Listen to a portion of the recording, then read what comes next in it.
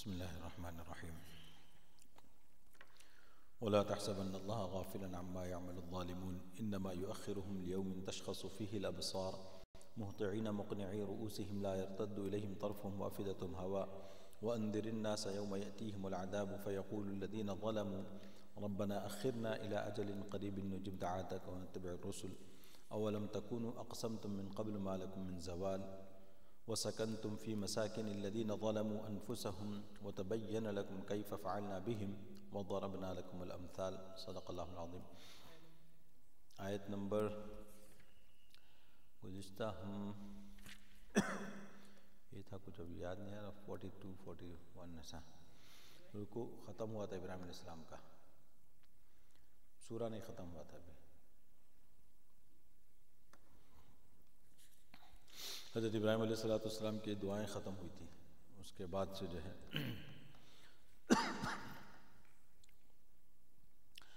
وَلَا تَحْسَبَنَّ اللَّهَ غَافِلًا عَمَّا يَعْمَلُ الظَّالِمُونَ. اور اللہ تبارک و تعالیٰ فرماتے ہیں اللہ کو اس سے بے خبر ہرگز مت سمجھو جو یہ لوگ ظلم کر رہے ہیں. نے اللہ تبارک و تعالیٰ فرماتے ہیں کہ یہاں سے جو ہے چونکہ مضمون پورا چل رہا تھا اللہ تبارک و تعالیٰ کا شکر کرنے پر اور ناشکری کے انجام کو اللہ نے بتایا، اور اسی ضمن میں اللہ نے حضرت ابراہیم علیہ السلام کا واقعہ بیان فرمایا کہ دیکھو کیسے شکر گزار بندے تھے اللہ کے، اور انہی کی دعاؤں کے طفیل اے مکہ والو تم کو اللہ تبارک و تعالیٰ نے ساری نعمتیں عطا فرمائی ہیں. تو یہاں تک اللہ تبارک و تعالیٰ نے مضمون بیان فرمایا. تو اس کے بعد آدمی کو یہ گمان ہوتا ہے کہ جو شکر کرنے والے ہوں یا اللہ کی ناشکری کرنے والے ہوں، لوگوں پر ظلم کرنے والے ہوں، ان میں اور دوسروں میں کوئی خاص فرق ان میں ہمیں نظر نہیں آ رہا. اس حوالے سے کہ جو ظلم کرنے والے ہیں وہ بھی آرام سے گھوم رہے ہیں اور ان کو بھی کوئی پکڑ نہیں ہو رہی ہے، تو اللہ تبارک و تعالیٰ اس کا ایسے جواب دیتے ہیں. فرمایا کہ وَلَا تَحْسَبَنَّ اللَّهَ غَافِلًا عَمَّا يَعْمَلُ الظَّالِمُونَ. اللہ کو تم ہرگز بے خبر مت سمجھنا جس سے کہ یہ ظالم کر رہے ہیں. إِنَّمَا يُؤَخِّرُهُمْ لِيَوْمٍ تَشْخَصُ فِيهِ الْأَبْصَارُ. انہیں تو بس اس روز تک مہلت دیے ہوئے ہے جس میں نگاہیں پھٹی رہ جائیں گی. اللہ فرماتے ہیں کہ اللہ تبارک و تعالیٰ نے ہر ایک کا ایک وقت مقرر کیا ہوا ہے، جیسا کہ آگے چل کر انشاءاللہ وہ آئے گا اور آگے بھی مضمون آ رہا ہے کہ اللہ فرماتے ہیں کہ ہر قوم کو، ہر آدمی کو ہم نے ایک معین وقت مقرر کیا ہوا ہے. جیسے وہ وقت آتا ہے پھر اللہ تبارک و تعالیٰ پکڑ فرماتے ہیں. اور فرمایا کہ مہطعین مقنعی رؤوسہم لا یرتد الیہم طرفہم وافئدتہم ہواء. اور وہ دوڑ رہے ہوں گے، اپنے سر اٹھائے رکھے ہوئے ہوں گے، ان کی نظر ان کی طرف واپس نہ آئے گی. یعنی مطلب یہ کہ پریشانی کے عالم میں اوپر نظریں اٹھائے ہوئے ہوں گے، جیسے کہ اس سے پہلے آیا تھا کہ جب اللہ کے رسول صلی اللہ علیہ وسلم نے منظر بیان فرمایا کہ بھئی تم لوگ ایسی حالت میں اٹھائے جاؤ گے جس حالت میں انسان پیدا ہوتا ہے، یعنی بغیر کپڑوں کے. تو صحابہ میں سے کچھ نے دریافت کیا کہ رسول اللہ پھر اس وقت کیا ہوگا کہ سب لوگ ہوں گے، یعنی مرتبہ کہ مرد عورتیں سب ہوں گی. تو اللہ کے رسول صلی اللہ علیہ وسلم نے فرمایا کہ وہ وقت اتنا خوفناک ہوگا، اتنا وحشت ہوگی کہ آدمی کو فرصت نہیں ہوگی کہ ایک بازو کون ہے اس کو دیکھ سکے، یعنی اتنی زیادہ ہوگی. یہاں اللہ نے فرمایا کہ ان کی ایسی سر اٹھے ہوئے ہوں گے اوپر دہشت کی وجہ سے، وہ دوڑ رہے ہوں گے، اپنے سر اٹھائے رکھے ہوں گے، ان کی نظر ان کی طرف واپس نہ آئے گی. وہ افئدتہم ہواء. اور ان کے دل جو ہے بدحواس ہوں گے، اور ان کے دل بدحواس ہوں گے. اب آپ یہ سارا دیکھتے جائیں تو اللہ تبارک و تعالیٰ اس کا منظر بیان فرما رہے ہیں کہ وہ کیا ہوگا واقعہ حشر کے موقع پر. اللہ تبارک و تعالیٰ نے اس کا ایک منظر یہاں پہ بیان فرمایا. وَأَنذِرِ النَّاسَ يَوْمَ يَأْتِيهِمُ الْعَذَابُ. اور اللہ تبارک و تعالیٰ فرماتے ہیں اور آپ ان لوگوں کو اس دن سے ڈرائیے جس دن میں ان پر عذاب آ پڑے گا. فَيَقُولُ الَّذِينَ ظَلَمُوا. پھر یہ ظالم کہیں گے کہ اے ہمارے پروردگار ربنا اخرنا الى اجل قریب، کہ ہم کو جو مہلت دے دیجئے، نجب دعوتک ونتبع الرسل، کہ ایک مدت قلیل تک ہم تیری دعوت کو قبول کر لیں گے اور پیغمبروں کا اتباع کریں گے. یعنی اب آپ دیکھیں کہ یہ جو موقع آئے گا، اللہ تبارک و تعالیٰ فرماتے ہیں کہ ان کافروں کو، ان ظالموں کو آپ یہ بتا دیجئے کہ تم اس دن سے پہلے جو ہے نا اپنا ایمان لے آؤ اور اپنے اعمال کی اصلاح کر لو. کیوں کہ جب یہ دن آئے گا تو سب یہ کہیں گے، مصیبت کو دیکھ کر، پریشانی کو دیکھ کر یہ کہیں گے کہ یا اللہ ہم کو جو ہے نا مہلت عطا فرما دیجئے. اور وہ بھی مہلت کا کیا ہم فائدہ اٹھائیں گے؟ نجب دعوتک، آپ نے جو بات کہی ہے، آپ نے جو دعوت دی ہے اس کو ہم قبول کریں گے. ونتبع الرسل. اور پیغمبروں کی بات مانیں گے، پیغمبروں کا اتباع کریں گے. یہ اللہ تبارک و تعالیٰ نے فرمایا کہ وہ لوگ اس وقت کہیں گے. اور اللہ تبارک و تعالیٰ، اب یہ مسئلہ کیا ہوگا اصل، یہ جو غفلت کے پردے انسان کے اوپر یہاں پڑے ہوتے ہیں وہ سب ہٹ جائیں گے. اب سب چیزیں جو اب تک غیب میں تھی وہ سامنے آ جائیں گی اور اس کو آپ خود محسوس کر رہے ہوں گے. جب محسوس کرتا ہے انسان تو اب اس کو حقیقت سمجھ میں آ جاتی ہے، اور جب وہ اس کو ماننے لگتا ہے تو اللہ تبارک و تعالیٰ گے تو اصل جو چیز ہے وہ غیب کی ہے. یہ یؤمنون بالغیب، جو اسی وجہ سے تو اللہ تبارک و تعالیٰ نے یہ سارے وہاں پہ ان کے لیے آسائشیں آرام وغیرہ تیار کر رکھے ہیں کہ جو غیب پر ایمان لانے والے ہیں، بغیر دیکھے جو سودا کرتے ہیں۔ یہ بغیر دیکھے سودے کے بہت سے واقعات ملتے ہیں، یعنی عجیب عجیب معاملے ہوتے ہیں اللہ تبارک و تعالیٰ کی طرف سے۔ واقعات خیر ابھی 2-3 ہیں ذہن میں، مگر لمبے ہو جائیں گے۔ آپ لوگ کہتے ہیں تفسیر کم ہوتی، باتیں ادھر کی زیادہ ہو جاتی ہیں، تو اس لیے اولم تکونوا اقسمتم من قبل ما لکم من زوال، کیا تم نے اس کے قبل قسمیں نہیں کھائی تھیں کہ تمہیں کہیں بھی جانا نہیں ہے؟ وسکنتم فی مساکن الذین ظلموا، اب یہاں پہ اللہ تبارک و تعالیٰ فرماتے ہیں کہ دیکھو تم یہ جو ابھی قسمیں کھا کے کہہ رہے ہو کہ ہم کو اگر مہلت مل جاتی تو ہم جو ہے اللہ کی بات مانتے، اللہ کے رسول کے پیغمبر کی باتیں مانتے، تو اللہ تبارک و تعالیٰ اس کے جواب میں کیا کہیں گے ان سے؟ اولم تکونوا اقسمتم من قبل، کیا اس سے پہلے بھی تم نے قسمیں نہیں کھائی تھی؟ کیا قسمیں کھائی تھی؟ ما لکم من زوال، کہ تم کو کہیں زوال نہیں ہے، تم کو کہیں جانا نہیں ہے۔ یعنی انہوں نے اس بات پہ قسمیں کھائی تھی کہ بھئی ہمارے پاس تو ہم نے جو ہے نا اتنا بینک بیلنس کر لیا ہے، ہماری زمینیں اتنی ہیں، ہماری جائیدادیں اتنی ہیں، یا ہم نے ایسا نظام بنا لیا کہ ایک نظام فیل ہو تو دوسرا نظام بیک اپ کے طور پر، دوسرا نظام فیل ہو تو تیسرا بیک اپ طور پر، ہم نے اپنی معیشت کو اتنی مضبوط بنا لیا ہے کہ ہم یہاں سے جو ہے ایک تو ٹلنے والے نہیں، یعنی مطلب ہے کہ ہم مریں گے تو بات دوسری ہے، لیکن یہ ہمارے یہ جو بیک اپ سسٹم ہم نے رکھا ہے اس کو کوئی ہلا نہیں سکتا، اتنا ہم نے مضبوط سسٹم بنایا ہے۔ اس کے اوپر وہ قسمیں کھاتے تھے، ما لکم من زوال، اور ہم کو کوئی ٹلا نہیں سکتا، ہم یہاں سے ہلنے والے نہیں ہیں۔ تو اس طرح کی انہوں نے جو تو مادی چیزوں کو دیکھتے ہوئے تو اللہ تبارک و تعالیٰ یہ فرماتے ہیں کہ جب تم نے یہ قسمیں کھائی تھی، اولم تکونوا اقسمتم من قبل ما لکم من زوال، اور آگے فرمایا وسکنتم فی مساکن الذین ظلموا انفسہم، حالانکہ تم انہی لوگوں کے مسکنوں میں آباد ہو جو اپنے اوپر ظلم کر چکے تھے، وتبین لکم، اور تمہارے اوپر روشن ہو چکا تھا، کیف فعلنا بہم، کہ ہم نے ان کے ساتھ کیوں کر معاملہ کیا تھا، وضربنا لکم الامثال، اور ہم نے بھی تم سے مثالیں بیان کی تھی۔ یعنی اللہ تبارک و تعالیٰ فرماتے ہیں کہ بھئی دیکھو تم نے یہ قسمیں کھائی اور سب کچھ کہا تھا کہ بھئی ہمیں کوئی ہلا نہیں سکتا، ہم کو کوئی جو ہے یہاں سے ہٹا نہیں سکتا، حالانکہ اللہ یہ فرماتے ہیں کہ تم جب جہاں آباد ہو یہ کس کی زمین ہے، یہ کون سے علاقے ہیں؟ تو اللہ تبارک و تعالیٰ نے، چونکہ آپ کو معلوم ہوگا کہ جہاں یہ آباد تھے قریش، اس کے اطراف کی اگر آپ زمینوں کو دیکھیں تو قوم سمود، قوم عاد، یہ مدین وغیرہ کے جو علاقے ہیں پورے، یہ بڑی بڑی قومیں تھیں، اپنے زمانے کی بڑی متمدن قومیں تھیں، خوب ان کے پاس جو ہے نا مال و دولت بھی تھا، طاقت بھی تھی، اور اپنے زمانے کے لحاظ سے ٹیکنالوجی میں بہت آگے تھے یہ لوگ۔ اب اللہ تبارک و تعالیٰ ان کو یہ بتاتے ہیں کہ تم انہی جگہوں پر ہو، یعنی تم جب جہاں سے سفر کرتے ہو، شام کی طرف جاتے ہو، یمن کی طرف جاتے ہو، تو تمہیں یہ راستے میں ساری بستیاں پڑتی، تم نے ان کو دیکھا کہ کتنے مضبوط لوگ تھے اور کیسے کیسے دعوے کرتے تھے۔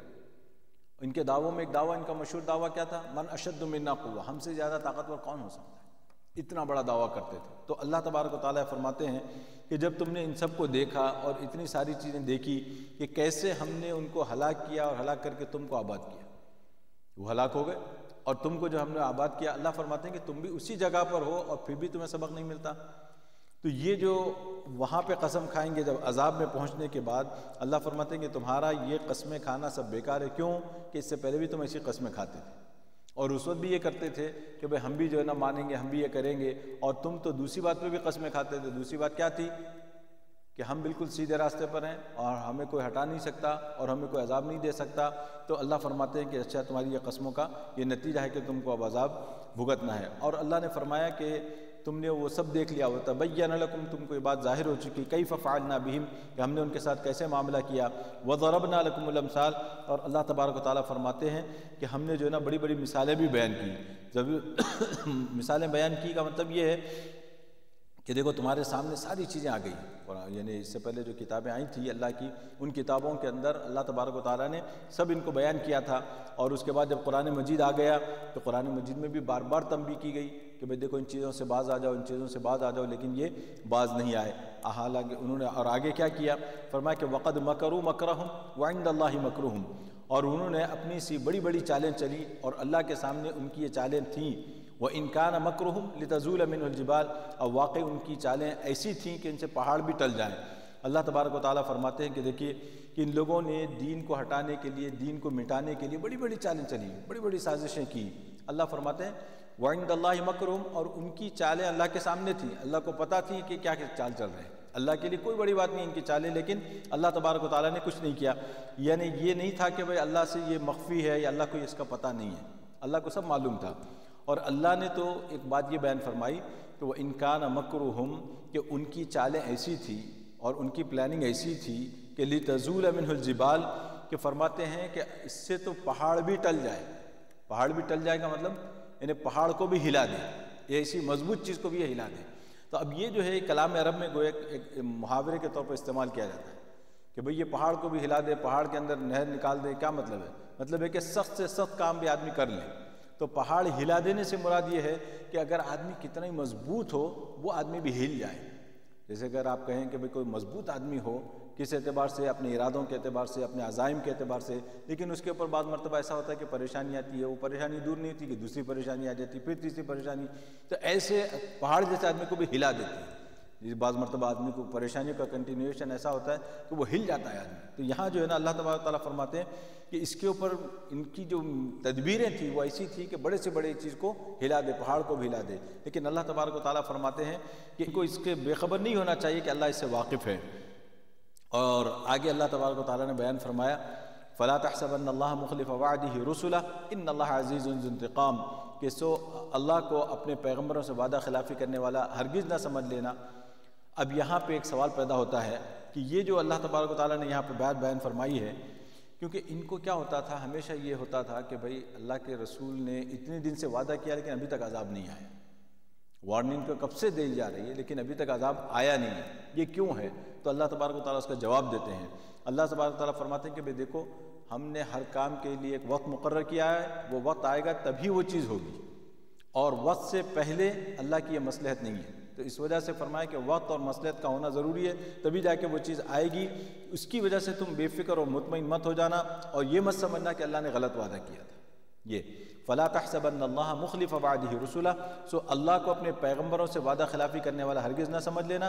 إِنَّ اللَّهَ عَزِيزٌ ذُو انتقام، کہ بے شک اللہ تبارک و تعالیٰ زبردست ہے اور پورا بدلہ لینے والے ہیں، اور اللہ تبارک و تعالیٰ پوری طرح اس پر قادر ہیں. اور یہ جو اللہ تبارک و تعالیٰ کہاں پہ بیان کر رہے ہیں، ان اللہ عزیز ذو انتقام، کہ اللہ تبارک و تعالیٰ بدلہ لینے پر پوری طرح قادر ہیں. اس سے پہلے والی آیت کا ٹکڑا کیا ہے؟ آیت کا ٹکڑا یہ ہے کہ اللہ تبارک و تعالیٰ اپنے رسولوں کی وعدے کی مخالفت نہیں فرماتے. وہ رسولوں سے وعدہ ہے کہ ہم ان سے بدلہ لیں گے، تو اللہ فرماتے ہیں ضرور لیں گے. اب اگر ہم بدلہ نہیں لے رہے ہیں تو یہ کوئی کمزوری کی وجہ سے نہیں ہے. کوئی آدمی یہ سمجھ لے کہ اچھا ابھی ہم طاقت جمع کر رہے ہیں، ابھی ہم ذرا اسٹرانگ ہو جائیں پھر ہم بدلہ لیں گے، یہ بات نہیں ہے. کیوں؟ ان اللہ عزیز ذو انتقام، اللہ تبارک تعالیٰ پہلے ہی سے طاقتور ہے، اللہ تبارک تعالیٰ پہلے ہی سے غالب ہے، پہلے ہی سے ان پر اللہ کو پورا کنٹرول ہے. لیکن اللہ تبارک و تعالیٰ نے اپنی حکمت کے تحت اس کو نہیں کیا. آگے جو ہے نا اللہ تبارک و تعالیٰ نے وہ منظر بیان کیا کہ بھئی قیامت کا جو منظر ہوگا، کیونکہ بات اسی پہ چل رہی تھی. اصل قیامت کے منظر سے اللہ تبارک و تعالیٰ یہاں ان کو بتانا بھی چاہتے ہیں کہ دیکھو یہ سارا معاملہ جو ہے یہ ہم نے دنیا کے اندر چھوڑا ہوا ہے. دنیا کے اندر نہ پوری جزا ہے نہ پوری سزا ہے. یہ ایک عجیب وہ ہے کہ پورا بدلہ بھی نہیں ملتا یہاں اور نہ پوری سزا ملتی. پوری سزا اور پورا بدلہ دونوں کے لیے اللہ تبارک و تعالیٰ نے آخرت رکھی ہے. تو کیسے انشاءاللہ میں بھی ایک دو آیتوں کے بعد آپ کو بتاؤں گا. تو یہاں اللہ تبارک و تعالیٰ نے پھر دوبارہ اس کو کنٹینیو کیا ہے کہ قیامت کا دن کیسے ہوگا. یوم تبدل الارض غیر الارض والسماوات وبرزوا للہ الواحد القہار، اور یہ اس روز ہوگا کہ جس روز زمین بدل کر دوسری زمین کر دی جائے گی اور آسمان بھی، اور سب اللہ واحد اور غالب کے روبرو پیش ہوں گے. یہاں پر جو ہے زمین کو اللہ تبارک و تعالیٰ فرماتے ہیں بدل دیا جائے گا. زمین کو بدل دیا جائے گا، اس سے کیا مراد ہے؟ اس کے اندر جو ہے نا بہت سی باتیں مفسرین نے بیان فرمائی ہے. زمین کو بدل دینے سے کیا مراد ہے؟ ایک تو یہ کہ بھائی زمین واقعی جو زمین ہے وہ بدل دی جائے گی، یا یہ کہ زمین کی حیت بدل دی جائے گی، اس کی کیفیت بدل دی جائے گی. اس میں دونوں باتیں ہیں. اس کی اصلیت کے اعتبار سے بھی، جیسے کہ ایک روایت میں آتا ہے قیامت سے پہلے یعنی قیامت کے موقع پر یہ زمین جو ہے نا بالکل چاندی کی کر دی جائے گی، بالکل چاندی کی زمین کر دی جائے گی، بالکل صاف شفاف ہوگی زمین، اب اس پہ کھڑے حساب کتاب ہو رہا ہوگا. اور ایک روایت میں یہ معلوم ہوتا ہے کہ بھئی اس کی کیفیت بدل دی جائے گی. اور جیسے کہ دوسری جگہ اللہ تبارک و تعالیٰ نے بیان فرمایا ہے کہ جب یہ سارے اہل محشر جو ہے نا ان کی جگہیں الگ الگ ہوگی. جیسے آپ کو اس سے پہلے بھی یہ بات آ چکی ہے، کیونکہ 50,000 سال کا دن ہے. وہ 50,000 سال کے دن میں الگ الگ جگہوں پہ انسان، جیسے کہ آپ نے دیکھا ہوگا حج کے موقع پہ کیا ہوتا ہے، حج کے موقع پر آپ مینا میں ہیں، سارے حاجی مینا میں ہیں. ایک پھر اس کے بعد وقت آئے گا، پھر عرفات میں چلے جائیں گے، سارے عرفات میں ہوں گے. پھر عرفات سے اب وہ جگہ خالی ہو جائے گی، پھر اس کے بعد عرفات میں جائیں گے، عرفات سے نکلیں گے، عرفات خالی ہو جائے گا. اسی طریقے سے یہ جو لوگ جمع ہوں گے قیامت کے دن بھی یہی منظر ہوگا، ایک جگہ جمع ہے، ایک جگہ سے ان کو نکال کے ادھر حساب کتاب کے لیے لے جایا جائے گا، پھر وہاں سے نکال کے ان کو میدان یعنی پل صراط پر ان کو کھڑا کیا جائے گا۔ اس طریقے سے الگ الگ جگہ ہیں۔ تو ایک روایت میں یہ آتا ہے کہ جب یہ زمین سے ہٹ جائیں گے، یعنی زمین سے ہٹ جائیں گے، دوبارہ ان کو زمین پہ لانے سے پہلے زمین چینج کر دی جائے گی۔ اب گویا کہ جو زمین ہوگی وہ بالکل صاف شفاف چاندی کی زمین، اور ایک روایت سے یہ معلوم ہوتا ہے کہ زمین کی کیفیت یعنی اب یہ جو ہم یہاں پہ زمین کے اندر اونچ نیچ نظر آتی ہے کہ بھائی کہیں زمین کے اٹھان ہے، کہیں زمین کے اندر بالکل ڈھلان ہے، اور کہیں زمین پہ پہاڑ ہے، کہیں درخت ہے، اللہ تبارک و تعالیٰ نسیہ منسیہ کر دیں گے اس کو بالکل صاف چٹیل میدان کی طرح، یعنی آپ یہاں کھڑے ہو کے دیکھیں تو ہزاروں میل دور تک نظر جا سکتے ہیں، یعنی مطلب ہے کہ اتنی دور تک آپ دیکھ سکتے ہیں، کوئی اونچ نیچ نہیں ہوگی، زمین بالکل برابر کر دی جائے گی، ہموار کر دی جائے گی۔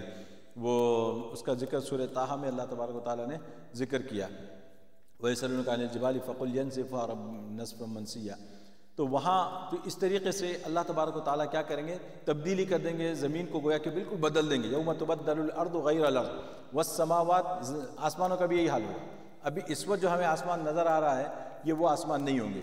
اور دوسری جگہ اللہ تبارک و تعالیٰ نے فرمایا کہ یوم نطوی السماء کطی السجل للکتب، جیسے وہ فرمان شاہی کے وہ آتے ہیں جس کو آپ کھول کے پڑھتے ہیں، اسکرول کیا کہتے ہیں اس کو، ہاں اس کو جس پہ کوئی چیز لکھی بھی ہو ذرا شاہی ٹائپ کی جو ہو تو اس کو جو ہے نا باضابطہ بند کر کے جو ہے لکھا جاتا ہے تو اس کو کھول کے پڑھا جاتا ہے۔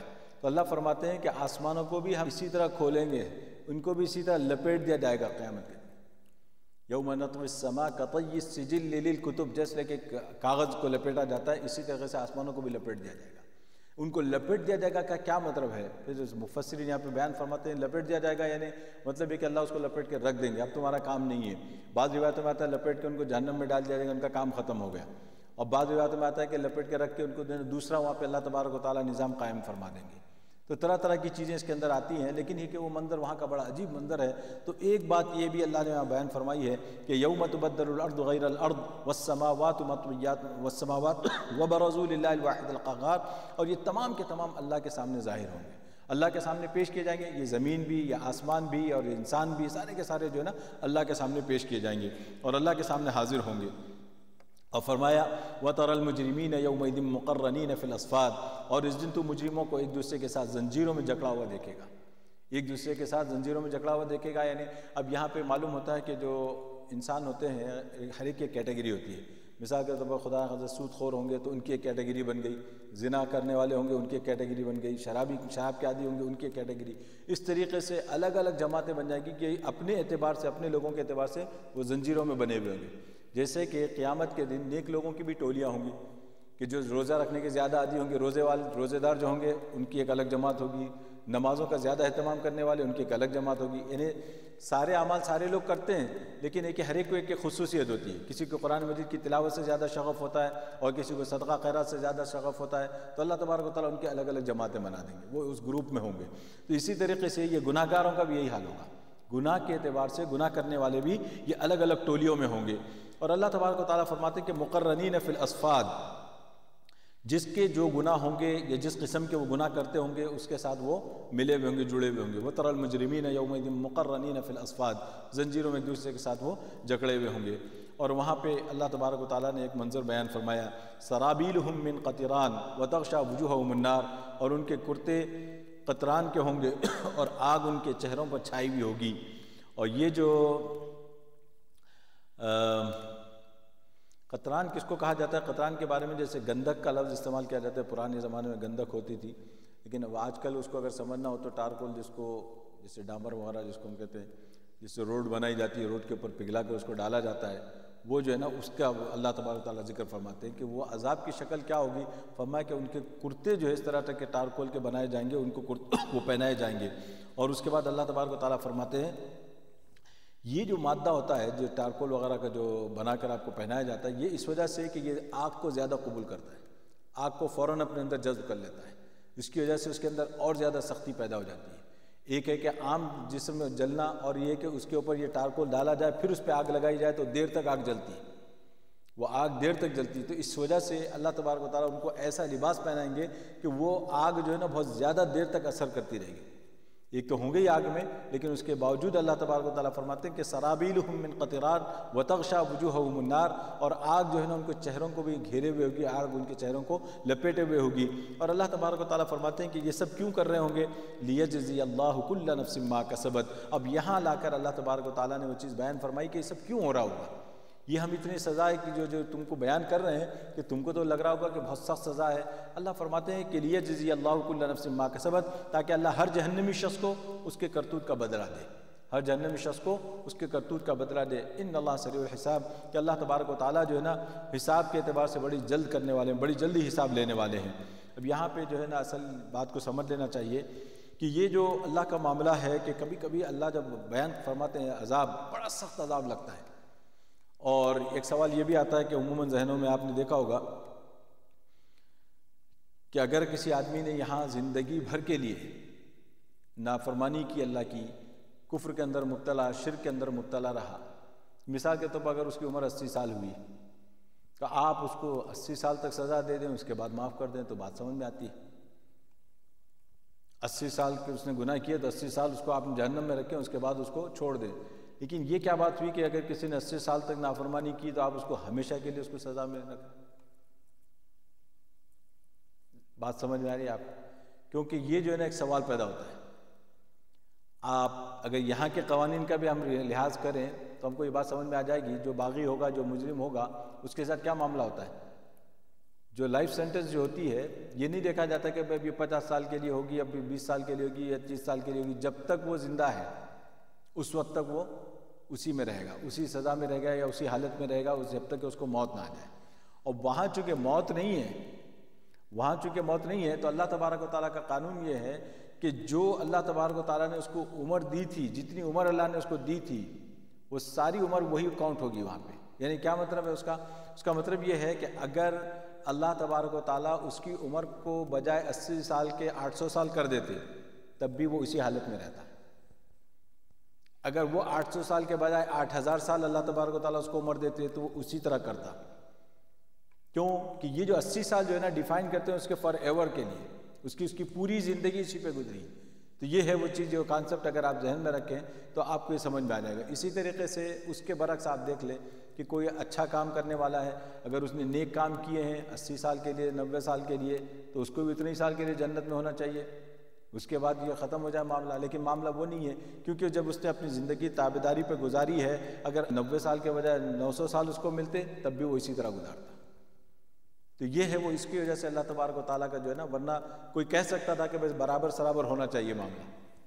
تو یہ جو آپ کا جو حوصلہ ہے یا جو آپ کی امید ہے یا جو آپ کی جو طرز زندگی ہے، وہ اصل چیز ڈیفائن کرتی ہے وہاں جانے کے بعد اللہ کے پاس۔ اور دوسری بات یہ یاد رکھیں کہ لیجزی اللہ کل نفس ما کسبت، اللہ فرماتے ہیں کہ ان کو پوری طرح بدلہ دے، پوری طرح بدلہ دے یعنی گناہوں کا۔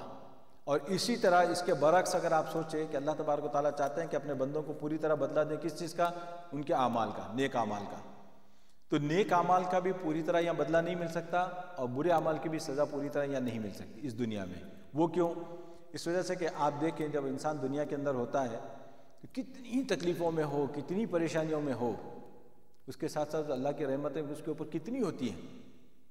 وہ کھا رہا ہوتا ہے، پی رہا ہوتا ہے، سزا بھی ہو رہی ہے، جیل میں بھی ہے، لیکن کھانا بھی مل رہا ہے، پینا بھی مل رہا ہے، سانس بھی چل رہی ہے، اور پھر آپ کو باتھ روم کا بھی جو ہے نا تقاضا پورا ہو رہا ہے، اور طرح طرح کی نعمتیں اللہ کے انسان استعمال کر رہا ہوتا ہے۔ اللہ فرماتے ہیں کہ یہ جو ہے اس کو پوری طرح کا سزا ملنی ہو تو سزا وہیں پر ہو سکتی ہے، وہ جہنم ہی میں ہو سکتی ہے، کہ یہ ان نعمتوں سے بھی نہ ہو، کیونکہ وہ سوچ بھی سک رہا ہے، دماغ بھی کام کر رہے ہیں، اس کے آنکھ بھی کام کر رہے ہیں، کان بھی کام کر رہے ہیں، ہر چیز کام کر رہی ہے، کتنی اللہ کی بے شمار نعمتیں وہ استعمال کر رہا ہے۔ پھر دیکھیں گے آپ تو وہ سزا بھی ہو رہی ہے۔ تو فرمایا کہ یہ کامل سزا نہیں ہے۔ اور اسی طریقے سے اگر آپ یہ سوچیں کہ اللہ تبارک و تعالیٰ کا کوئی نیک بندہ ہے، اللہ تبارک و تعالیٰ اس کو اپنی جزا دینا چاہتے ہیں، اور اس جزا کا جو ہے نا یہ کانسیپٹ کیا ہے کہ اللہ تبارک و تعالیٰ نے اس کو ہر طرح سے نوازا ہوا ہے، اس کو ہر چیز ہے، میسر کر دیا اللہ تبارک و تعالیٰ نے، لیکن اس کے ساتھ ساتھ فکر بھی ہوتی ہے انسان کو، غم بھی لاحق ہوتے ہیں، پریشانیاں بھی لاحق ہوتی ہیں، کھانے پینے کی ساری آسائشیں موجود ہیں، سواریوں کی ساری آسائشیں موجود ہیں، رہنے سہنے کی ساری سہولتیں موجود ہیں، دوست احباب بھی سب کچھ ہیں، لیکن کیا ہوتا ہے کبھی کسی دوست کا انتقال ہو گیا، کبھی کسی دوست کو پریشانی آ گئی، اپنے کسی قریبی کا انتقال ہو جاتا ہے، تو یہ جو انسان کو جو پریشانی آتی ہے، اللہ چاہتے ہیں یہ پورا بدلہ نہیں ہوا ہے۔ اگر آپ ایسی زندگی گزار رہے ہیں جو اللہ کی طرف سے آپ کو جزا کے طور پر دی گئی ہے، اس کا مطلب ہے کہ کسی قسم کا کوئی غم نہیں ہونا چاہیے۔ لا خوف علیہم ولا هم يحزنون والا معاملہ وہیں پہ جا کے ہو سکتا ہے، دنیا میں رہتے ہوئے نہیں ہو سکتا۔ اسی لیے اللہ کا یہ قانون ہے کہ پوری سزا اور پوری جزا وہیں جا کے مل سکتی ہے۔ اس لیے فرمایا کہ لیجزی اللہ کل نفس ما کسبت ان اللہ سریع الحساب۔ اور یہ جو بار بار انسان کو خیال آتا ہے کہ اللہ تبارک و تعالیٰ کیسے حساب لے سکیں گے اتنی ساری مخلوق کا، کہ آپ سب سوچ کے دیکھیں کہ آدم علیہ السلام کے زمانے سے لے کر قیامت تک کتنے لوگ آئیں گے، اور اللہ کیسے سب کا حساب لے لیں گے۔ اللہ فرماتے ہیں سریع الحساب، اللہ کے لیے کوئی دیر نہیں لگے گی۔ نہ صرف یہ کہ اللہ سب کا حساب لے لیں گے، بلکہ اللہ کے لیے دیر بھی نہیں لگے گی۔ اب اس آیت کے ٹکڑے کو آپ اس سے ملا لیں جو اللہ کے رسول صلی اللہ علیہ وسلم فرماتے ہیں کہ وہ 50,000 سال کا جو منظر ہوگا، اتنا لمبا عرصہ جو ہوگا، ایک مومن کے حق میں ایسے ہی ہوگا جیسے کہ 2 رکعت نماز پڑھ لیں۔ اس کے حق میں اللہ تبارک و تعالیٰ اس کو اتنا مختصر کر دیں گے جیسے کہ 2 رکعت نماز کا جو وقت ہوتا ہے اتنا ہی وقت ہے۔ تو اب آپ دیکھیں اللہ فرماتے ہیں کہ اللہ سریع الحساب ہے، اللہ حساب لینے میں بڑے جلدی ہے، اللہ کے لیے کوئی مسئلہ نہیں ہے۔ ھذا بلاغ للناس ولینذروا بہ ولیعلموا انما هو الہ واحد ولیذکر اولو الالباب۔ یہ قرآن لوگوں کے لیے ایک پیغام ہے تاکہ اس کے ذریعے سے ڈرائے جائیں اور تاکہ یقین کر لیں کہ وہی ایک خدا ہے، تاکہ اہل فہم نصیحت حاصل کریں۔ اب یہاں پہ دیکھیں کہ اللہ تبارک و تعالیٰ فرماتے ہیں ھذا بلاغ للناس، کہ یہ جو قرآن ہم نے اتارا ہے، قرآن کس لیے ہے؟ ایک پیغام ہے لوگوں کے لیے۔ کس بات کے لیے ہے؟ وَلِيُنذَرُوا بِهِ، اور اس کے ذریعے ان کو ڈرایا جائے، وَلِيَعْلَمُوا، اور یہ وہ لوگ جان لے قرآن کے ذریعے سے کس بات کو جان لیں؟ أَنَّمَا هُوَ إِلَٰهٌ وَاحِدٌ، کہ اللہ کی ذات ایک ہی ہے، معبود وہی ہے۔ وَلِيَذَّكَّرَ أُولُو الْأَلْبَابِ، اور دوسرا کام اس کے ذریعے سے اللہ تبارک و تعالیٰ فرماتے ہیں کہ پیغمبروں کو جو ہم نے پیغام دے کر بھیجا ہے وہ اس کی تصدیق کریں۔ وَلِيَذَّكَّرَ أُولُو الْأَلْبَابِ، یہ فہم والے نصیحت حاصل کرے۔ اب یہاں پہ جو ہے نا اللہ تبارک و تعالیٰ نے جو ہے نا ایک بات زبردست بیان فرمائی کہ یہ جو وَلِيَذَّكَّرَ أُولُو الْأَلْبَابِ کا جو تعلق ہے، آپ اس کو دیکھیں اللہ کیا فرماتے ہیں کہ انسان کی عقل وہی ہے حقیقت کے اعتبار سے جو اس پیغام کو پہچان لے، جو اس درجے تک پہنچ جائے۔ ورنہ عقل تو استعمال ہوتی ہے بہت سی چیزوں میں، اب دنیا کے اندر عقل استعمال کرتے ہیں ہم تو دیکھیں کہاں سے کہاں انسان پہنچ جاتا ہے، اور جتنی زیادہ عقلیں ملیں گی اتنے زیادہ کام بڑھتے جائیں گے اور آگے آگے ترقی ہوتی جائے گی۔ لیکن فرمایا کہ عقل کا اصل مقصد یہ نہیں ہے، عقل جو اللہ تبارک و تعالیٰ نے دی ہے اس کا اصل مقصد یہی ہے کہ اس عقل دینے والے کو پہچانے، کہ جس نے اس کو یہ عقل دی ہے اس کو یہ پہچان لے، یہ اصل مقصد ہے عقل کا۔ اب لیکن مسئلہ کیا ہے کہ شیطان نے ہم کو ایسی چیزوں میں لگایا ہوا ہے، وہ یہ سمجھتا ہے کہ بھائی کامیابی تو تمہاری یہ ہے کہ تم جو ترقی کیے جا رہے ہو، یہ اصل عقل تو اب استعمال ہو رہی ہے، اس سے پہلے جو ہم تھے اسٹون ایج میں تھے اور یہ ایسی ایج میں تھے، پھر اب تو اصل تو انسان تو اب مکمل ہوا ہے، یعنی اب ان کو یہ جو ہے نا پٹی بڑھائی جا رہی ہے، پھر آگے چل کے پھر آگے وہ کئی اور صدیوں کے بعد جب ہم نہیں رہیں گے ان کو بھی یہ پٹی پڑھائے گا۔ وہ پیچھے تو بیوقوف تھے، وہ زمانے میں کیا لوگ تھے، بیوقوف تھے، اب تو ترقی تو تمہاری ہے، ان کو یہ پٹی بڑھائے گا، سب کا یہی ہے۔ لیکن اصل حقیقت اللہ تبارک و تعالیٰ بیان فرماتے ہیں کہ اگر انہوں نے اللہ کو پہچان لیا اپنی عقل کے ذریعے سے، فرمایا کہ اصل عقل والے یہی ہیں، اصل عقل والے یہی ہیں۔ اور چونکہ اس کا تقاضا بھی یہی ہے کہ اگر آپ کو کسی نے کوئی چیز دی ہے اور آپ اس کو اتنا بھی اگر ریکگنائز نہیں کر سکیں یہ کسی کی طرف سے مجھے ملی ہے، تو فرمائیے کہ پھر یہ کیا ہوا؟ تو فرمایا کہ اللہ کے ساتھ شکر گزاری کا کم سے کم درجہ یہ ہے کہ اللہ کو انسان پہچان لے۔ اسی وجہ سے اس سے پہلے بھی شاید میں نے آپ کے سامنے یہ بات ذکر کی تھی کہ یہ جو فلاسفرز، جو اسلام کے جو فلاسفرز ہیں، ان کے اندر یہ بات ڈیبیٹ ہوتی ہے کہ بھائی انسان کے اوپر کیا اللہ کو پہچاننا ضروری ہے، اللہ کے اوپر ایمان لانا ضروری ہے؟ ایک جنگل میں پیدا ہوتا ہے، جنگل ہی میں رہتا ہے، اس کی زندگی وہیں پہ گزرتی ہے، انسان سے اس کا کوئی انٹریکشن نہیں ہوتا دوسروں سے، تو اس کے اوپر کیا ضروری ہے؟ تو فرماتے ہیں ضروری ہے۔ کیوں؟ کہ اللہ نے اس کو جو عقل دی ہے، عقل جو ہوگی عقل یہ فیصلہ کرے گی، اور اگر وہ عقل ہی سے معذور ہو تو بات دوسری ہے، کیونکہ بہت سے ایسے بھی ہوتے ہیں کہ ہم دیکھتے ہیں کہ بھائی یہاں پہ ساتھ رہتے ہوئے بھی، انسانوں کے ساتھ رہتے ہوئے بھی اللہ تبارک و تعالیٰ نے ان کے لیے عقل کا جو معاملہ ہے ان کو نہیں عطا فرمایا، یا اس درجے کی عقل نہیں ہوتی ان کو اپنے احوال کی بھی خبر نہیں ہوتی، دوسروں کو ان کی نگرانی کرنی پڑتی ہے، کھانے پینے کا، ان کے ضرورت کا، ان کے ساری چیزوں کا، تو ان کی تو پوچھ گچھ نہیں ہے۔ لیکن جن کو اللہ نے عقل دی ہے وہ اپنی عقل کو استعمال کر کے جو ہے وہ چیزیں استعمال کرتا ہے۔ انسان کتنی عقل چاہیے اس کو؟ اتنی عقل جس سے وہ اپنے کھانے پینے کا فیصلہ کر سکتا ہے، کہ جیسے مثال کے طور پر اگر کوئی جنگل میں رہتا ہے تو آپ اس کو معلوم ہے کہ یہاں پہ اتنے درخت ہیں، اتنی بوٹیاں ہیں، لیکن وہ کسی کو استعمال نہیں کرتا، جو چیز کھانے کی ہوتی ہے اسی کو کھاتا ہے۔ کوئی پھل اگر ہے تو وہ کھانے والے پھل ہی کو کھاتا ہے، دوسرے پھلوں کو نہیں کھاتا ہے، اس کا مطلب ہے کہ اتنی عقل اس کے پاس ہے۔ تو فرمایا اتنی عقل سے بھی اگر وہ اتنا جان لیں کہ مجھے کسی نے پیدا کیا ہے یا یہ کسی کی عطا کی ہوئی چیزیں، اتنا ہی کافی ہے اس کے لیے. وہ ڈیٹیل میں جانے کی ضرورت نہیں ہے. اللہ کی یہ بھی صفت، اللہ کی یہ بھی صفت ہے، اللہ کے پاس یہ بھی علم ہے، اللہ، اس کی ضرورت نہیں ہے. تو جس کی جتنی عقل ہوگی اتنا اس کو حساب کتاب کیا جائے گا. تو یہ جو ہے الحمدللہ یہاں پہ سورہ ابراہیم پوری ہوئی. اور سورہ ابراہیم کا اگر ہم جائزہ لیں تو ہم کو جو ہے نا پتہ چلے گا کہ آپ دیکھیں گے کہ اللہ تبارک و تعالیٰ نے فوکس اس پہ جو شروع سے رکھا ہوا ہے وہ کس بات پہ ہے؟ شکر گزاری، نعمت، اللہ کی نعمتوں کا شکر کرنا. اسی وجہ سے شروع میں اللہ نے فرمایا تھا کہ لئن شکرتم لازیدنکم ولئن کفرتم ان عذابی لشدید. یہ آیت اس میں آتی ہے اسی صورت کے اندر کہ اگر تم میری نعمتوں کا شکر کرو گے میں دوں گا، اور اگر ناشکری کرو گے تو میرا عذاب بڑا سخت ہے. تو اللہ تبارک و تعالیٰ نے اسی شکر گزاری اور ناشکر گزاری پر پورے صورت کو جو ہے نا تقسیم کیا. پھر آخر میں حضرت ابراہیم علیہ السلام کا ذکر فرمایا کہ دیکھو یہ اللہ کے شکر گزار بندے تھے، کیسے انہوں نے شکر کیا. تم کو چاہیے کہ ان کی زندگی سے سبق سیکھو. کیوں؟ کہ انہی کی دعاؤں کی برکت سے آج تم کو یہ ساری نعمتیں ملی بھی. اب آپ نے سنی پوری حضرت ابراہیم علیہ السلام کی دعائیں، کیسی کیسی دعائیں گئی کہ اللہ اس امن کو، جو شہر کو امن والا بنا دیجئے، پھر اولاد کو میری جو ہے نا وہ عبادتوں، بتوں کی عبادت سے محفوظ فرمائیے. کہ دیکھیں حضرت ابراہیم علیہ السلام کی یہ دور رس نگاہیں تھی کہ وہ دیکھ رہی تھی کہ آگے چل کر بھی ہو سکتا ہے، یعنی اپنی اولاد ہی نہیں بلکہ اپنی اولاد کی اولاد، آگے کی جنریشنز کو بھی ذہن میں رکھتے ہوئے آپ نے دعا فرمائی تھی. لیکن ہوا وہی، دیکھیں آگے چل کے جو ہے نا پھر وہ قوم ایسی سر کی ایسی ہٹی جگہ پہ سے کہ وہ بت پرستی کے اندر مبتلا ہو گئی. یہ کون لوگ ہیں؟ یہ وہی لوگ ہیں جو حضرت ابراہیم علیہ السلام کے نام لے ہوئے ہیں، حضرت ابراہیم علیہ السلام کا نام لیتے ہیں، اور پھر وہی لوگ وہاں پہ آباد ہوئے تھے. تو اس طریقے سے اللہ تبارک و تعالیٰ نے فرمایا کہ بھائی تم شکر گزاری اگر نہیں کرو گے تو آخری رکوع میں جو اللہ نے بات بیان فرمائی ہے وہ کیا ہے؟ فرمایا کہ جو ظالم ہوگا، جو اللہ کا شکر صحیح طور پر ادا نہیں کر سکے گا، اس کے ساتھ ہم کیا معاملہ کریں گے قیامت کے دن. تو یہ صورت پوری ہوئی اور اس کے بعد جو ہے سورہ حجر یہاں سے شروع ہو رہی ہے. سورہ حجر یہ جو ہے یہ قوم عاد جن کی طرف حضرت صالح علیہ السلام کو بھیجا گیا تھا، یہ وہی لوگ ہیں. اور اللہ تبارک و تعالیٰ نے گویا کہ ان کا بھی زمانہ اور ان کے جو حالات ہیں ان کے قریب قریب وہیں پہ جگہیں تھی. تو اللہ تبارک و تعالیٰ نے ان کا ذکر فرمایا آیت نمبر 80 سے 84 کے درمیان. 4 آیتیں ایسی ہیں جہاں پہ ان کا ذکر آئے گا، تو اسی صورت پہ جو ہے نا اس کا نام رکھا گیا. اور یہ بھی مکی صورتوں میں سے ہے. اور اس کی جو مکی صورتوں میں سے اس کے زمانے نزول کے بارے میں آتا ہے کہ مکہ کا جو درمیانی پیریڈ تھا اس وقت یہ صورت نازل ہوئی تھی، جب مسلمانوں کے ساتھ حالات جو ہے نا سخت ہوتے جا رہے تھے، پریشانیاں بڑھتی جا رہی تھی آہستہ آہستہ. اس وقت اللہ تبارک و تعالیٰ نے یہ صورت نازل کی. اور نبی پاک علیہ السلام کو اس صورت میں بھی اللہ نے بڑی تسلی دی ہے. تسلی کا معاملہ اس وجہ سے ضروری ہوتا ہے کہ آپ دیکھیں گے کیسے نبی پاک علیہ السلام کے ساتھ معاملہ کیا جاتا تھا.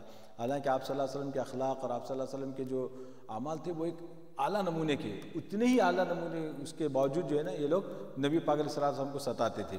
تو اللہ نے جو اس میں تسلی دی، فرمایا الف لام را تلک آیات الکتاب وقرآن مبین. الف لام را یہ کتاب اللہ کی طرف سے کامل کی اور قرآن کی واضح آیتیں ہیں. اب یہاں پہ اللہ تبارک و تعالیٰ نے قرآن کا تعارف کرایا اور یہ بار بار قرآن کا تعارف آ چکا ہے. اور اس کے بعد اللہ نے فرمایا کہ ربما یود الذین کفروا لو کانوا مسلمین. کافر بار بار تمنا کریں گے کاش کہ ہم مسلمان ہوتے، کاش کہ ہم مسلمان ہوتے. اب یہ جو ہے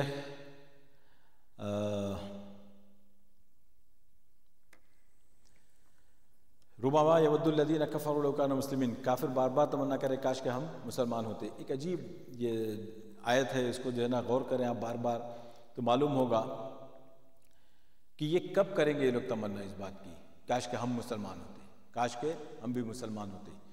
اور آپ نے دیکھا کہ اللہ تبارک و تعالیٰ نے لفظ کون سا استعمال کیا ہے جو بالکل بیسک لفظ ہے اس سلسلے کا. یعنی یہ نہیں کہا کہ ربما یود الذین کفروا لو کانوا متقین، یعنی کاش کہ ہم متقی ہوتے، کاش کہ ہم جو ہے نا خشوع کرنے والے ہوتے، کاش کہ ہم اللہ کے سامنے ایسا کرنے والے ہوتے. کچھ بھی نہیں، یہ تک نہیں کہا کانوا مؤمنین، کاش کہ ہم مومن ہوتے، یہ بھی نہیں، بلکہ اس لیول کا جو سب سے بیسک لفظ تھا وہ مسلم. کیونکہ آپ نے سنا ہوگا نا اسلام اور ایمان میں فرق ہے، اسی طریقے سے مسلم اور مومن یہ دونوں بھی جو ہے نا الگ الگ اصطلاحیں ہیں، لیکن کامنلی ہم ایک ہی طرح سے استعمال کرتے ہیں ان دونوں کو، مگر حقیقت میں ان میں فرق ہے. اور اگر آپ ایمان اور اسلام کو کمپیئر کریں گے تو اسلام جو ہے نا نیچے ہوگا، ایمان جو ہے نا اس سے اوپر ہوگا. ٹیکنیکلی بتا رہا ہوں، ویسے تو ہم دونوں کو ایک ہی اس میں استعمال کرتے ہیں، لیکن جب اللہ نے یہاں پہ یہ لفظ استعمال کیا کانوا مسلمین تو اس کی وجہ سے اس کی وضاحت کرنی پڑ رہی ہے. تو اس میں جتنے درجات ہیں ان میں یہ سب سے کم ہے، سب سے لو درجے کا یہ لفظ ہے یہاں پہ اللہ تبارک و تعالیٰ نے اس کو استعمال کیا۔ یہ کیوں استعمال کیا؟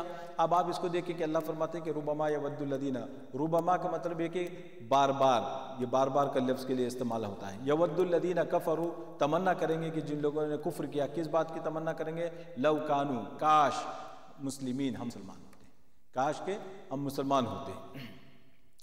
اس کے بارے میں جو آتا ہے بہت سی جگہوں پر یہ بار بار تمنا کریں گے کا لفظ ہے استعمال۔ دنیا کے اندر بھی جو ہے ان کو جب کوئی تکلیف پہنچتی ہے، کوئی پریشانی لاحق ہوتی ہے اور وہ دیکھتے ہیں کہ مسلمانوں کو اللہ تبارک و تعالیٰ نوازتے ہیں، حالانکہ عموماً ہم دیکھتے ہیں کہ مسلمانوں کا معاملہ برعکس ہوتا ہے، لیکن کبھی ایسا ہوتا ہے، اور یہ پوری اگر آپ عالمی سطح پر نہ صحیح لیکن آپ انڈیویجولی دیکھیں یا جس کمیونٹی میں آپ ہیں یا جس کے ساتھ آپ کے تعلقات ہیں، اس میں اگر کسی مسلمان کے حالات اچھے ہوتے ہیں اور یہ جو صاحب ایمان نہیں ہوتے ہیں وہ اگر پریشانی کے عالم میں ہوتے ہیں تو اس وقت تمنا کرتے ہیں کاش کہ ہم بھی مسلمان ہوتے، کاش کہ ہم بھی مسلمان ہوتے۔ یہاں سے اس کو آپ شروع کریں۔ اب یہاں سے شروع ہو کے یہ بات جائے گی قومیت کے لیول پہ، اور ذرا آگے چل کر آپ نے دیکھا کہ بھئی ایک کنٹری کے حالات اچھے ہیں، مسلمان ہونے کی وجہ سے وہ لوگ کہاں سے کہاں پہنچے ہوئے ہیں، تو ان کو تمنا ہوتی کاش کہ ہم بھی مسلمان ہوتے۔ اب یہ تو دنیاوی اعتبارات سے یہ تمنا ان لوگوں نے اس وقت بھی کی تھی غزوہ بدر کے موقع پر بھی، کہ جب اللہ تبارک و تعالیٰ نے مسلمانوں کو ایسی غیر متوقع طور پر کامیابی عطا فرمائی تھی کہ سب دیکھتے رہ گئے، تو اس وقت بھی انہوں نے تمنا کی تھی کاش کہ ہم مسلمان ہوتے، کہ دیکھو کیسی فتح ہوئی ان کی، کیسی جیت ہوئی یہ۔ اور پھر اس کے بعد یہ ہوتا ہے کہ اب ان کو ایک تمنا اس وقت ہوگی، اب یہاں سے تو ہٹ گئی ان سب چیزوں سے، مادی چیزوں سے ہٹ کے، جب ان کی موت کا وقت آتا ہے، جب موت کا وقت آتا ہے اور موت کے موقع پر جب ملک الموت آتے ہیں، جو فرشتے ان کی روح نکالنے کے لیے آتے ہیں، تو اس وقت جو سلوک ان کے ساتھ کیا جاتا ہے اس کو دیکھ کر یہ تمنا کرتے کاش کہ ہم بھی مسلمان ہوتے، لو کانوا مسلمین۔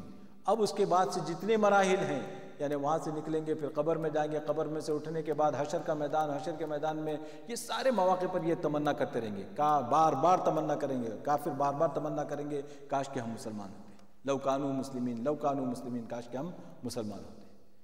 اب اس کے بعد جو ہے نا ایک اور روایت میں آتی ہے بات کہ یہ سب چیزیں تو ہے ایک ترتیب وار، جہنم میں جب جائیں گے یہ لوگ، یعنی کافر جب جہنم میں پہنچیں گے تو ہوگا یہ کہ جیسا کہ روایتوں سے معلوم ہوتا ہے کہ کچھ مسلمان بھی ہوں گے جو اپنی بدعمالیوں کی سزا بھگت رہے ہوں گے جہنم کے اندر، اپنی بدعمالیوں کی وجہ سے وہ بھی جہنم میں ہوں گے، وہ بھی سزا بھگت رہے ہوں گے، لیکن جب ان کی سزا ہو رہی ہوگی اور یہ کافر ان کو دیکھیں گے اور ان کو پہچان جائیں گے، ارے تم تو مسلمان تھے، تم تو مسلمان تھے، تو اس وقت ان کو تانا دیں گے تمہارا اسلام بھی کام نہیں آیا، یعنی تمہارے اسلام نے بھی تمہیں کچھ فائدہ نہیں پہنچایا، تو اس کا مطلب ہوا کہ تم اور ہم برابر ہو گئے، یعنی تم بھی جہنم میں ہم بھی جہنم میں، تمہارے اسلام نے بھی تمہیں کوئی فائدہ نہیں پہنچایا۔ اس وقت اللہ کی رحمت کو بڑا جوش آئے گا، غیرت آئے گی اللہ تبارک و تعالیٰ کو کہ یہ اس پہ تانا دے رہے ہیں، تو اللہ تبارک و تعالیٰ جتنے جو مسلمان ہوں گے ان سب کو نکال لیں گے جہنم سے۔ جب یہ سارے مسلمان جہنم سے اپنے اسلام کی بنیاد پر، محض زندگی میں ایک مرتبہ بھی اس نے کلمہ پڑھا ہوگا، اس بنیاد پر جو اللہ تبارک و تعالیٰ اس کو نکال لیں گے، ذرہ برابر بھی ایمان ہوگا اللہ اس کو نکال دیں گے۔ جب نکال لیں گے سب چلے جائیں گے نکل کے، اس وقت یہ تمنا کریں گے کاش ہم بھی مسلمان ہوتے، لو کانوا مسلمین، یہ وہ آخری ان کی تمنا ہوگی کہ کاش کہ ہم بھی مسلمان ہوتے، یعنی اگر ہم بھی مسلمان ہوتے تو آج ہم ان کے ساتھ نکل جاتے ہیں، اب تک جو سزا بھگتی گئی، لیکن ہے کہ ہم بھی کسی وقت تو نکلتے۔ تو یہ جو ہے اللہ تبارک و تعالیٰ فرمائے کہ ربما یود الذین کفروا لو کانوا مسلمین، کافر بار بار یہ تمنا کریں گے کاش ہم بھی مسلمان ہوتے۔ اور دوسرے یہ کہ ایک بات یہ ذہن میں رکھنی چاہیے بار بار جب یہ بات آتی ہے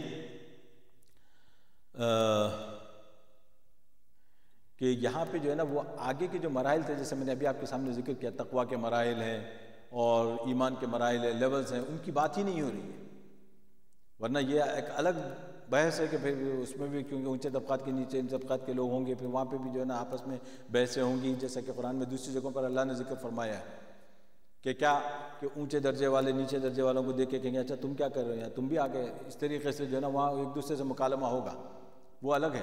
یہاں جو ہے نا چونکہ صرف ایمان اور صاحب غیر ایمان والوں کا معاملہ ہے، اس وجہ سے جو ہے نا اس کو صاف طور پر اس کو ذکر کر دیا گیا ہے۔ اچھا آگے جو فرمایا کہ ذرہم یأکلوا ویتمتعوا ویلہہم الامل فسوف یعلمون، اب یہاں پہ اللہ تبارک و تعالیٰ فرماتے ہیں نبی پاک علیہ السلام کو، اے نبی صلی اللہ علیہ وسلم آپ انہیں ان کے حال پر چھوڑے رکھیے کہ یہ کھا لیں اور مزے اڑا لیں اور خیالی منصوبہ انہیں غفلت میں ڈالے رہے، ان قریب انہیں معلوم ہوا جاتا ہے۔ اب یہ دیکھیں کیسی بات ہے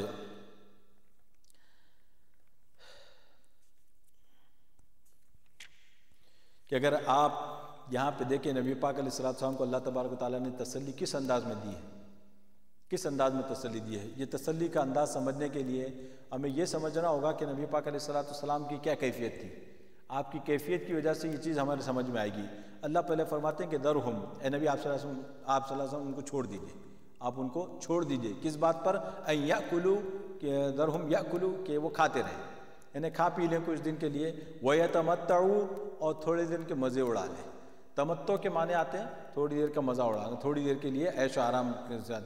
وَيُلْهِهِمُ الْعَمَلُ، اور الہا یلہی کے معنی آتے ہیں کسی کو غفلت میں ڈالنا، غفلت میں ڈالنا، انسان کو جو ہے نا اپنے اصل مقصد سے دور کر دینا۔ اور عمل کے معنی کیا آتے ہیں؟ عمل کے معنی امیدیں، انسان کی خواہشات، انسان کی جو پلاننگ ہوتی ہے، لمبے لمبے منصوبے انسان کے بنتے ہیں وہ۔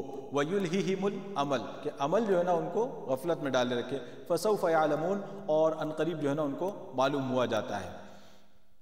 اللہ تبارک و تعالیٰ فرماتے ہیں کہ دیکھیے اے نبی، نبی پاک علیہ السلام کا معاملہ یہ تھا کہ آپ صلی اللہ علیہ وسلم کی خواہش تھی، طبی خواہش، کہ کوئی جو ہے اللہ کا بندہ بغیر ایمان کے اس دنیا سے نہ جائے، چاہے اعمال کے اندر کمی ہو، کوتاہی ہو، بالآخر وہ چھوٹ جائے گا، لیکن نبی پاک علیہ السلام کی خواہش یہ تھی کہ کوئی بغیر ایمان کے یہاں سے نہ جائے۔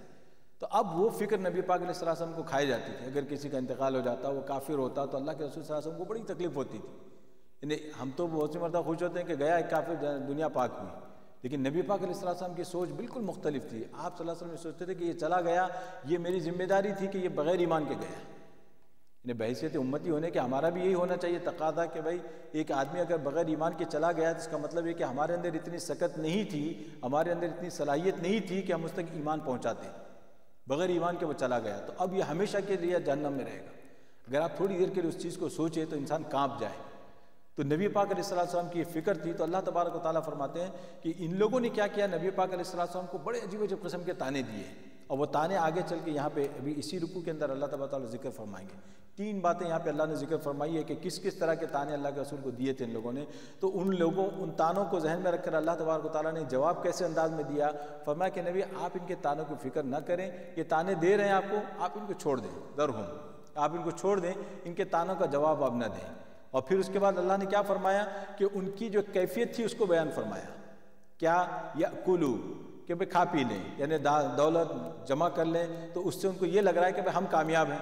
اب یہ دیکھو، اس آدمی کو دیکھو کہ بس ہر وقت لا الہ الا اللہ لا الہ الا اللہ کیا کرتا ہے، اور ہم جو ہے نا کامیاب ہیں، کیوں کہ ہمارے اعتبار سے ہم دنیا کے اعتبار سے بہت اونچے ہیں۔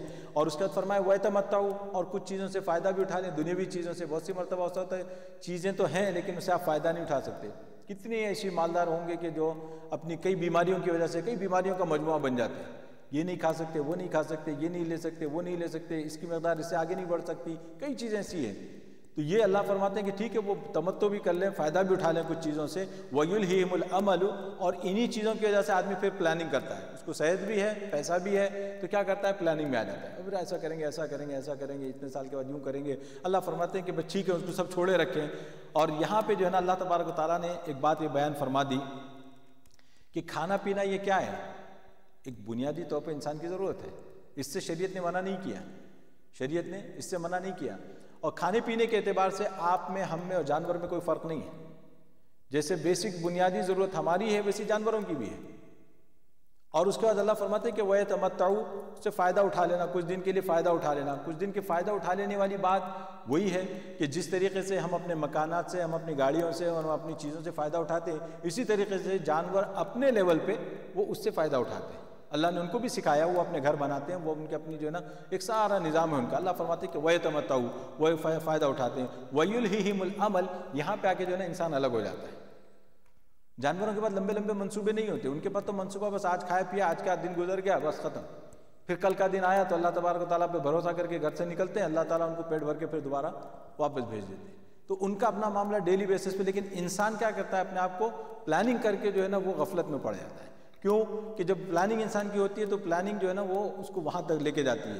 اس پلاننگ کے تحت انسان جب کام کرتا ہے تو بہت سی مرتبہ انسان جو ہے اس پہ غفلت کا شکار ہو جاتا ہے۔ تو اللہ تبارک و تعالیٰ نے فرمایا کہ یہ لمبی لمبی پلاننگ کرنا یہ مومن کے خلاف ہے۔ مومن کی شان کے خلاف ہے. یعنی کس اعتبار سے لمبی لمبی پلاننگ کرنا؟ ایسی پلاننگ کہ وہ پلاننگ آپ کو اللہ سے دور کر دے. ورنہ ویسے ہم کو تو حکم دیا گیا ہے. کس بات کا حکم دیا گیا ہے؟ کہ بھائی آپ 100 سال کی پلاننگ رکھے ہوئے ایسے رہیں جیسے کہ 100 سال کے لیے آپ جینا ہے. آپ کو پلاننگ ایسی کریں لیکن زندگی ایسے گزاریں جیسے کہ آپ بس آج ہی ہے آپ کی زندگی کا آخری دن ہے. کیا مطلب؟ یعنی دنیا کے اندر آپ کا دل یا نہ رہے. آپ کی چیزیں جمع کریں، چیزیں اکٹھی کریں، چیزوں کی پلاننگ کریں، اور بچوں کی آپ جو ہے نا بینک بیلنسنگ کریں، ان کا سب کچھ کریں. اس سے کوئی منع نہیں کرتی شریعت. لیکن اس میں ایسے منہمک ہو جائیں کہ اللہ کو بھول جائے انسان، اس کو منع کیا گیا ہے. یہ طول عمل جو ہے نا، یہ جو مومن کی جو ہے نا، آپ دیکھیں گے کہ بہت سی جگہوں پر اللہ تبارک و تعالیٰ نے اس کا ذکر فرمایا ہے. اگر آپ دیکھیں، آپ حضرت ابوبکر اور عمر کو اگر یہاں پہ تھوڑی دیر کے لیے ذہن میں لائیں، حضرت عمر نے کتنی لمبی دنیا پہ حکومت کی. تو حکومت کرنا، حکومت پر یعنی کنٹرول رکھنا، لوگوں پر کنٹرول رکھنا، یہ ایسا نہیں رہا کہ ان کو جو ہے نا اللہ سے دور کر دیا. تو یہ بتانا ہے کہ مطلب یہ کہ کبھی ایسا ہوتا ہے کہ حکومت بھی آپ کو اللہ سے دور کرتی ہے، اور کبھی آپ بادشاہ بنے ہوئے ہیں. حضرت سلیمان علیہ السلام کو دیکھ لیں، حضرت داؤد علیہ السلام کو دیکھ لیں، دنیا کے اوپر قبضہ ہے، ساری دنیا کی حکومت آپ کو اللہ تبارک و تعالیٰ نے عطا فرمائی ہے، لیکن اللہ سے دور نہیں ہوئی.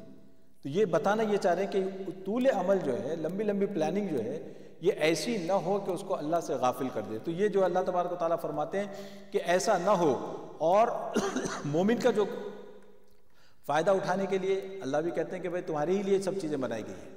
دنیا کے اندر آپ دیکھیں، یونیورس کے اندر جتنی چیزیں اللہ نے بیان فرمائی ہے، فرمایا کہ وَسَخَّرَ لَكُم مَّا فِي الْأَرْضِ جَمِيعًا. اللہ فرماتے ہیں کہ تمہارے ہی فائدے کے لیے ہم نے بنائی ہے ایک ایک چیز. اور کوئی چیزیں ڈائریکٹلی ہمیں سرو کر رہی ہیں، کوئی چیزیں انڈائریکٹلی ہمیں سرو کر رہی ہیں. انسان کو، انسان ہی کے لیے اللہ نے پیدا کی ہے. لیکن اگر انسان انہی میں لگ کے اس کے پیدا کرنے والے کو بھول جائے تو اللہ فرماتے ہیں کہ تو معاملہ مقصد الٹا ہو گیا. یہ چیزیں تھی تمہاری سروس کے لیے، لیکن تم اس کی سروس میں لگ گئے، اور جس کی سروس کرنا چاہیے اس کو تم بھول گئے. تو اللہ نے فرمایا کہ معاملہ بالکل برعکس ہو گیا. تو فرمایا کہ یَأْکُلُوا وَيَتَمَتَّعُوا وَيُلْهِهِمُ الْأَمَلُ فَسَوْفَ يَعْلَمُونَ وَمَا أَهْلَكْنَا مِنْ قَرْيَةٍ إِلَّا وَلَهَا كِتَابٌ مَعْلُومٌ. اور ہم نے جو بھی بستی ہلاک کی ہے اس کے لیے ایک معین وقت کا نوشتہ تھا. آپ نے دیکھا ہوگا کہ یہاں بھی اللہ تبارک تعالیٰ نے دوبارہ اس حکم کو بیان فرمایا. کیا کہ نبی صلی اللہ علیہ وسلم آپ فکر نہ کریں، ہم ان کو سزا دیں گے لیکن ایک وقت مقرر ہے، اس وقت مقرر پر ہی سزا ملے گی. ما تسبق من امت اجلها وما یستاخرون. کوئی قوم اپنی میعاد مقرر سے نہ آگے نکل سکتی ہے اور نہ پیچھے رہ سکتی ہے. یعنی اللہ تبارک و تعالیٰ فرماتے ہیں کہ دیکھیے کہ اللہ کا معاملہ ایسا ہے کہ بالکل جو چیز لکھ دی ہے اللہ نے اس کے مطابق کر کے رہیں گے.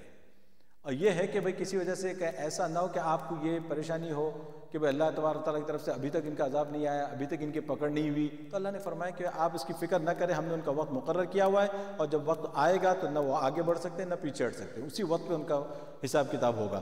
وَقَالُوا يَا أَيُّهَا الَّذِي نُزِّلَ عَلَيْهِ الذِّكْرُ إِنَّكَ لَمَجْنُونَ. اب آپ دیکھیں کہ ان کا ایک اعتراض یہ تھا، اس اعتراض کو اللہ نے یہاں پہ ذکر کیا. پہلا اعتراض کیا ہے؟ کفار مکہ یہ کہتے ہیں کہ اے وہ شخص جس پر یہ قول ان کے کہ نصیحت نامہ اترا ہے، تو مجنون ہے. یعنی اب دیکھیں یہ تو مجنون ہے کا کیا مطلب ہے کہ یہ لوگ کیا کرتے تھے؟ نبی پاک علیہ السلام کو کہا کرتے تھے کہ بھئی یہ پاگل آدمی ہے، یہ پاگل آدمی ہے. اللہ کے رسول صلی اللہ علیہ وسلم کے اوپر پہلا الزام، یہ الزام پہلا الزام کیوں پاگل کا کیوں کا الزام لگایا؟ پاگل کا الزام لگانے کا آپ دیکھیں فائدہ دیکھیں ان کو کیا ہوتا ہے. پاگل اگر آپ کہہ دیں تو جب یہ پاگل ہے تو اس کی بات ماننے کی ضرورت ہی نہیں. اگر آپ ان کو عقل مند تسلیم کریں تو پھر آپ کی عقل کا سوال پیدا ہو جاتا ہے، کوشچن مارک آپ پہ لگ جاتا ہے کہ بھئی جب یہ عقل مند ہے تو آپ اس کی بات کیوں نہیں سنتے؟ اگر یہ عقل والا ہے، صحیح بات کہہ رہا ہے تو پھر بات مانتے کیوں نہیں؟ تو ان کی بات کا انکار کرنے کے لیے انہوں نے کہا کہ بنیادی طور پہ یہ کہہ دو کہ یہ آدمی پاگل ہے. آپ دنیا کے اندر آج بھی یہی ہوتا ہے، جب آپ کو کسی کی بات نہیں سمجھ میں آتی ہے یا بات ماننی نہیں دیتے، پاگل ہے، ختم. یہ آپ نے لیبلنگ کر دی، بات ختم. کیوں کہ آپ نے اس کی بات سننی ہے، نہ سمجھنی ہے، نہ اپنا دماغ کھپانا ہے. ایک ہی جملے میں آپ کا کام ہو گیا. تو ان لوگوں نے بھی یہی تدبیر کی، اور یہ وہی تدبیر ہے کہ یہ جو نئی بات نہیں ہے، یہی تدبیر اس نے بھی کی تھی، فرعون نے بھی. وقالوا یا ایھا الذی نزل الیکم لمجنون. یعنی فرعون نے بھی یہی بات کہی تھی موسیٰ علیہ السلام کے بارے میں. جب موسیٰ علیہ السلام نے کہا کہ اللہ کی طرف سے مجھے پیغام آیا، یہ اللہ تبارک تعالیٰ نے یہ احکام دیے ہیں، تو اس نے کہا کہ یہ پاگل ہے. اب اگر پاگل نہیں کہتے ہیں تو اس کا مطلب ہے کہ ان کی بات سننی پڑے گی. جب بات سننی پڑے گی تو پھر ان کو دیکھنا پڑے گا، ان کی بات قبول کرنی پڑے گی. اگر نہیں قبول کریں گے تو دنیا پھر ان کو پاگل کہے گی. تو اس وجہ سے سب سے پہلے تو ان لوگوں نے نبی پاک علیہ السلام کو کہا کہ بھئی یہ انک لمجنون. اچھا، اب مجنون جب ان لوگوں نے کہا نا تو اس کو پروف بھی کرنا چاہتے تھے کیوں کہ ان کے پروف کا طریقہ کار یہ تھا، انہوں نے کہا کہ بھئی کیسے ہو سکتا ہے کہ ایک شخص ہم میں سے اٹھ کے خدا نخواستہ اچانک کہنے لگے کہ بھئی میں نبی ہو گیا اور مجھ پہ اللہ کی طرف سے پیغام آتا ہے، فرشتہ آتا ہے، اور دوسرا یہ کہ اگر فرشتہ آتا ہے ان کے پاس سے تو یہ ان لوگوں کا دعویٰ یہ تھا کہ ہمیں فرشتہ نظر کیوں نہیں آتا، یہ کہ وہ فرشتے ان کے ساتھ کیوں نہیں پھرتے، یہ ان لوگوں نے کہا لو ما تأتینا بالملائکۃ ان کنت من الصادقین، ہمارے پاس فرشتوں کو لے کر نہ آنا اگر تو اپنے دعوے میں سچا ہے. کیا یہ ترجمہ جو ہے نا لے آنا وہ اس زمانے کے جو نا وہ خیر نون الف ہونا چاہیے تھا، اگر تو اپنے دعوے میں سچا ہے، یعنی مطلب یہ ہے کہ لو ما تأتینا کہ تم ہمارے پاس فرشتوں کو لے کر کیوں نہیں آتے، اگر تم اپنے دعوے میں سچے ہو کہ ہمارے پاس فرشتے کیوں نہیں آتے. حالانکہ اللہ تبارک و تعالیٰ اس کا جو ہے نا جواب دیتے ہیں آگے. ان لوگوں نے یہ بات یہ کہی تھی کہ بھئی آپ پاگل ہیں، مجنون ہیں، نعوذ باللہ یہ کہا، تو اللہ نے اس کا جواب یہاں پہ نہیں دیا، اس کا جواب سورہ قلم میں اللہ نے دیا ہے.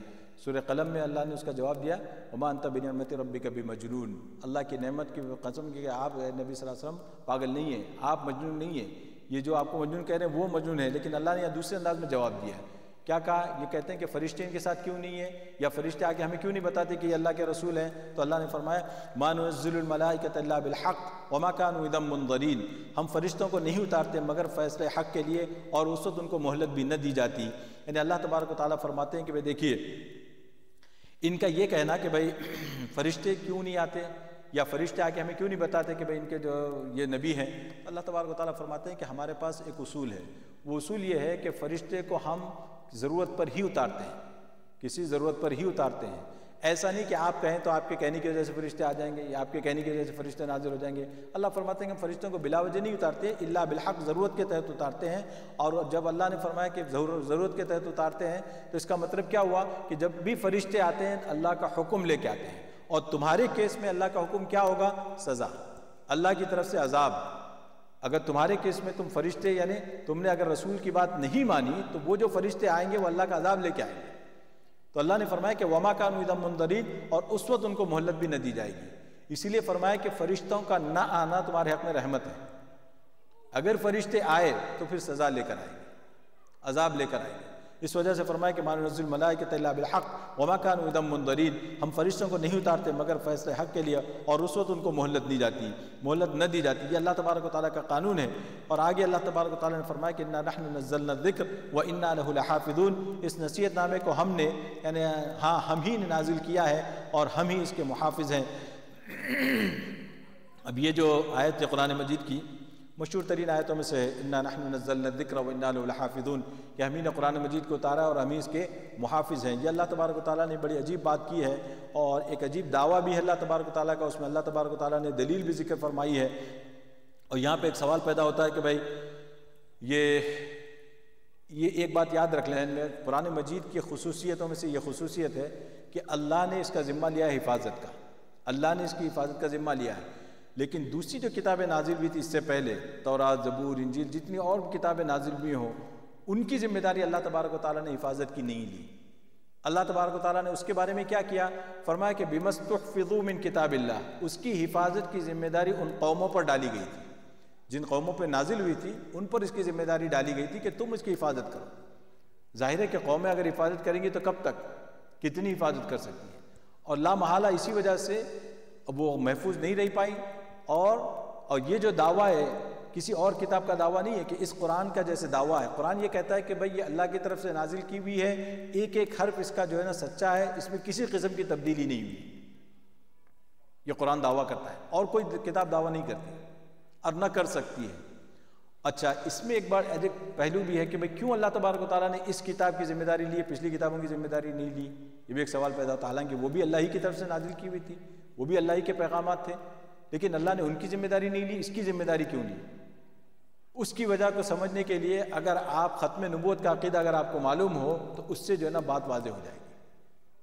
کیوں کہ پہلے جو پیغامات یا پہلی جو کتابیں نازل کی گئی ہیں وہ اس بنیاد پہ تھی کہ اللہ تبارک و تعالیٰ کو معلوم تھا کہ کب تک اس کی حفاظت ہوگی، اور جیسے اس میں بگاڑ آئے گا اللہ ایک نبی کو بھیجیں گے، وہ نبی آئیں گے اس میں اصلاح کر دیں گے، پھر اور بگاڑ پیدا ہوا، پھر کچھ عرصے کے بعد دوسرے نبی آئیں گے. اور کبھی ایسا ہوتا ہے 1 2 3 کبھی پوری جماعت آتی تھی نبیوں کی، ایک ساتھ 2 2 3 3 نبی آتے تھے ایک ہی جگہ پر. اور اللہ تبارک و تعالیٰ کا نظام تھا کہ اس میں جو بگاڑ آیا اس کو صحیح کرتے جائیں، اس میں اصلاح کرتے جائیں. لیکن چونکہ اب نبی پاک علیہ السلام کے بعد کوئی نبی نہیں ہے، آخری نبی ہے آپ صلی اللہ علیہ وسلم. جب آخری نبی ہیں تو اس پیغام کو قیامت تک کے لیے ہمیشہ کے لیے باقی رہنا ہے. جب ہمیشہ تک کے لیے باقی رہنا ہے تو اس کی ذمہ داری پھر اللہ نے لے لی، تاکہ اس میں اگر کوئی بگاڑ آئے خدا نخواستہ تو پھر اب کوئی نبی نہیں آئے گا اس کو اصلاح کرنے کے لیے. کیسے انداز میں اللہ تبارک و تعالیٰ نے ختم نبوت کی دلیل بھی بیان فرما دی. آگے اس پہ انشاءاللہ اگلے ہفتے سے بات کریں گے. اللہ تبارک و تعالیٰ ہم سب کو عمل کی توفیق عطا فرمائے.